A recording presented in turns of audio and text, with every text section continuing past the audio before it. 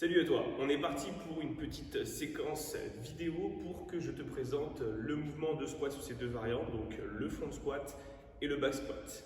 Je vais t'expliquer à mon sens les points essentiels pour réaliser un bon back squat ou un bon front squat en sécurité et en performance. Ok, donc on va commencer avec la partie numéro 1, le placement. D'accord, donc le placement globalement. En front, tu vas avoir la barre positionnée sur tes clavicules et sur tes épaules en essayant d'avoir les coudes bien engagés vers le haut, okay, sur tout le long du mouvement, ça va être hyper important. Sur le back squat, tu as deux styles de position, soit le high bar, soit le low bar. Okay, je préconise plutôt le high bar, c'était plus simple à utiliser, c'est-à-dire que la barre, tu vas venir la placer juste au-dessus des omoplates, communément appelée scapula. D'accord, donc positionné sur tes trapèzes. La prise de main va être un peu plus large que les épaules, que ce soit pour le front ou le back squat. Ensuite, on va parler de ton bassin. Okay, ce qui va être hyper important pour réaliser tes squats, c'est de réussir à garder un bassin bien fixe, okay, pour éviter que la trajectoire de barre aille vers l'avant ou vers l'arrière. Okay. Sur un back squat, tu vas essayer vraiment de garder un bassin neutre. Okay.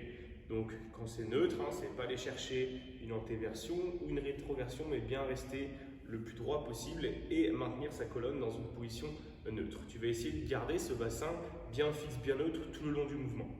Sur un front, on va ajouter une petite nuance, okay, vu que la barre est positionnée devant. Tu vas pouvoir, sur un front, aller chercher de l'antéversion au niveau de ton bassin, okay, c'est-à-dire que tu vas créer un petit peu plus de creux au niveau du bas du dos, au niveau de tes lombaires, okay, ce qui va te permettre de garder ton dos un petit peu plus droit. Okay. L'erreur, et ce qui se passe souvent à charge relativement lourde sur front squat, c'est que ta barre, elle tombe vers l'avant parce que ton gainage se relâche et ton dos s'arrondit. Pour essayer de contrer ça, de partir antéversé et d'essayer de garder cette antéversion peut te permettre de fixer un peu mieux et garder ton gainage. D'accord ?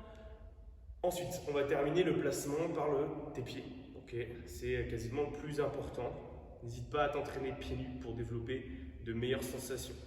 Donc ton pied doit être le plus à plat possible, okay, pendant tout le mouvement. Ce n'est pas simplement au début quand tu vas te placer, mais il faut que tu te concentres sur la sensation de ton pied au sol et qu'il soit constamment à plat. C'est-à-dire que si tu sens tes talons qui se décollent, c'est pas bon, il y a une erreur. Si tu sens que tu pars trop sur les talons, à l'inverse, c'est pas bon non plus. Okay, donc tu vas essayer d'être à la recherche de cet équilibre parfait. Plus tu seras équilibré, plus tu seras performant. Okay. Ce que tu peux faire aussi avec tes pieds, c'est essayer de griffer le sol, d'accord, d'essayer de vraiment accrocher le sol et de rester planté dans ce sol. Dernière chose que tu vas faire, c'est créer un torque externe. Un torque externe, c'est quoi? C'est la sensation de visser ses pieds dans le sol.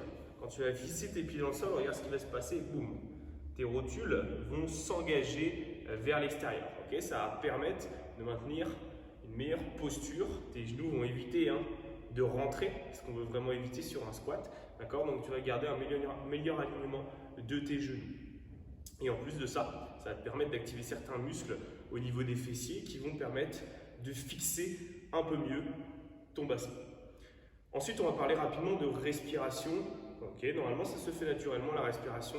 Tu vas inspirer au début, okay, sur la descente, bloquer en fin du mouvement et expirer dès que tu vas le pouvoir sur la montée. Ces phases vont être différentes en fonction de la charge. Okay.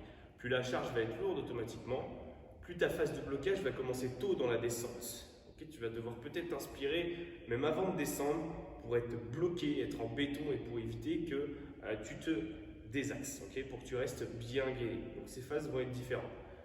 Dès que tu peux respirer, respire, mais ça va peut-être être long, pareil, en fonction de la charge. La phase d'apnée est souvent plus longue à charge de l'eau, c'est logique. On termine avec l'exécution. Okay, donc comment exécuter un bon squat? Ce qu'il faut que tu regardes, c'est ta trajectoire de barre. Tu dois te forcer et essayer d'avoir une trajectoire le plus verticale possible. Okay, on veut un corps qui se redresse bien, on veut une barre qui monte bien droit. S'il y a des déviances, okay, c'est qu'il y a des petits défauts.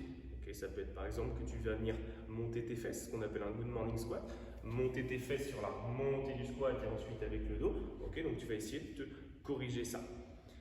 Si tu n'as pas une bonne trajectoire, il faut que tu regardes ce qui pose problème. Soit ça va être ta mobilité de cheville, mobilité de hanche, mobilité de front rack pour ton front squat. Okay, ça peut venir de ta mobilité. Donc essaye d'analyser, n'hésite pas à m'en faire part pour voir s'il y a un petit problème et si on peut faire quelque chose là-dessus. Ça peut être un problème de gainage. Ton bassin en fin de mouvement rétroverse, tourne, tu n'arrives pas à garder ton bassin fixe. Ok, donc concentre-toi pour essayer de le garder le plus longtemps possible. Filme-toi, bosse un petit peu en tempo pour te concentrer là-dessus. Dernière chose, peut-être c'est ta technique. Tu n'as pas assez travaillé le mouvement ou tu as pris des mauvaises habitudes, tu n'as pas pensé à corriger ce mouvement. Ok, donc dans ce cas-là, filme-toi, entraîne-toi, prends du temps à l'échauffement pour essayer de maîtriser ton mouvement et ralentis ta gestuelle jusqu'à temps que ton mouvement soit correct. Ok? Je te laisse avec quelques démonstrations de back squat et de front squat. Je te souhaite une bonne séance.